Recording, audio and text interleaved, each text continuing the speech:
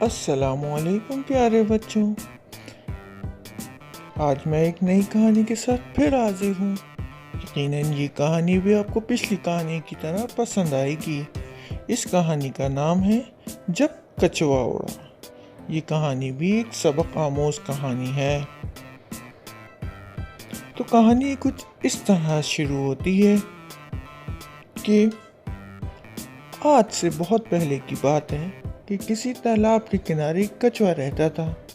اللہ تعالیٰ نے اپنی ہر مخلوق کو مختلف خوبیوں کے ساتھ پیدا کیا ہے جو ان کی فطرت کے اعتبار سے ان کے لیے بہترین ہے، مگر کچھوا بہت ناشکرا تھا۔ ہمیشہ اپنی سست رفتاری پر کرتا رہتا تھا۔ کسی کو میٹھی آواز میں بولتے سنتا تو جل جاتا، کسی کو تیز دوڑتے دیکھتا تو افسردہ ہو جاتا۔ ایک روز وہ سر اٹھائے آسمان کی طرف دیکھ رہا تھا۔ اس کی نظر ایک عقاب پر پڑی جو بڑی شان سے فضا میں پرواز کر رہا تھا۔ کچھوے کو عقاب کا انداز بہت اچھا لگا اور اس کے دل میں بھی اس طرح اڑنے کی خواہش پیدا ہوئی۔ اس نے پکا ارادہ کر لیا کہ وہ کسی نہ کسی طریقے سے ضرور اڑنا سیکھے گا۔ تھوڑی ہی دیر میں عقاب نیچے اترا اور تالاب کے قریب ٹیلے پر آ بیٹھا۔ کچھوا اس کے قریب پہنچا اور کہا، عقاب بھائی، آپ کس قدر شاندار پرندے ہیں اور آپ کی پرواز بھی کیسی شاندار ہے۔ میرا دل چاہتا ہے کہ میں بھی آپ کی طرح کھلی فضا میں اڑوں۔ آپ مجھے اڑنا سکھا دیں گے؟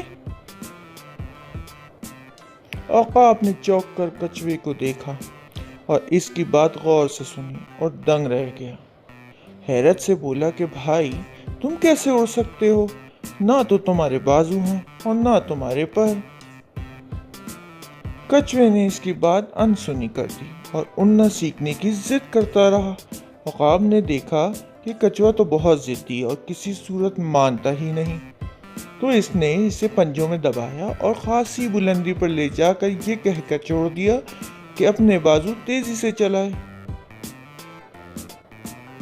کچھوے نے ایسے ہی کیا، مگر کوئی فائدہ نہ ہوا۔ وہ فضا میں قلہ بازیاں کھاتا زمین کی طرف گرتا چلا گیا اور پھر وہی ہوا جو ہونا تھا۔ کچھوا جب اوپر سے نیچے گرا تو سیدھا پتھر کے پر گرا، مگر اپنی خول کی وجہ سے بہت زیادہ چوٹ سے بچ گیا، اور خوش قسمتی سے جس پتھر پر گرا وہاں ایک جھاڑی بھی تھی۔ ہاتھوں اور پیروں پر بھی معمولی خراشیں آئیں اور اس کی جان بچ گئی۔ اس طرح کچھوے کو اپنی ضد اور ناشکرے پن کی سزا مل گئی اور کچھوے نے اڑنے سے توبہ کر لی۔ تو بچوں، آج کی اس کہانی سے ہمیں دو سبق ملتے ہیں۔ ایک تو یہ کہ اللہ تعالیٰ نے جس کو جیسا بنایا ہے وہی اس کے لیے بہتر ہے، اس کی ناک نہیں کرنی چاہیے اور ہر حال میں اس کا شکر ادا کرنا چاہیے، کیونکہ کوئی کسی سے کم نہیں۔ ہر کسی میں کوئی نہ کوئی خوبی ضرور ہے جو اس کے لیے بہترین ہے۔ اور دوسرا سبق یہ ملتا ہے کہ کسی بھی بات یا چیز کے لیے ضد نہیں کرنا چاہیے، ورنہ ہمیں بھی اس کچھوے کی طرح سزا مل سکتی ہے۔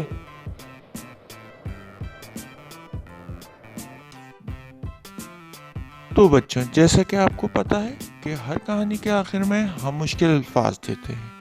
ان مشکل الفاظ کو دہرا کر آپ اپنے اردو کو بہت اچھا کر سکتے ہیں، بہتر بنا سکتے ہیں۔ تو آج کے مشکل الفاظ جو ہیں وہ یہ ہیں۔ پہلا الفاظ تالاب، کنارے،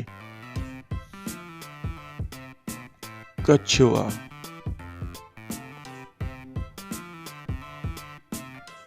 مخلوق، مختلف، خوبیوں، فطرت، اعتبار، ناشکرا، بہترین،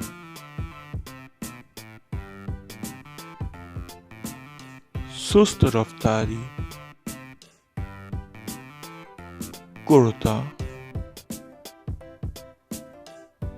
میٹھی،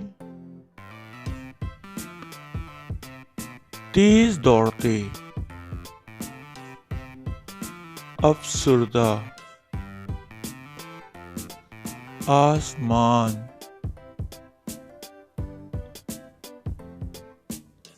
شان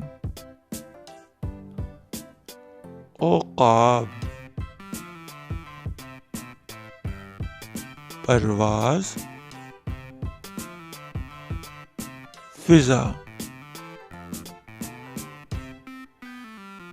انداز خواہش طریقے سیکھے نیچے ٹیلے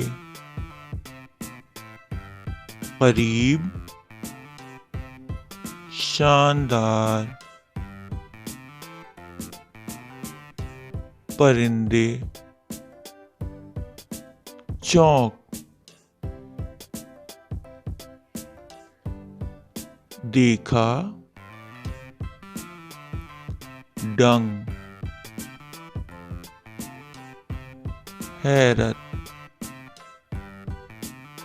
بازو ضد صورت پنجوں خاصی بلندی فائدہ قلع بازیاں زمین اوپر نیچے سیدھا پتھر خول چوٹ خوش قسمتی جھاڑی ہاتھوں اور پیروں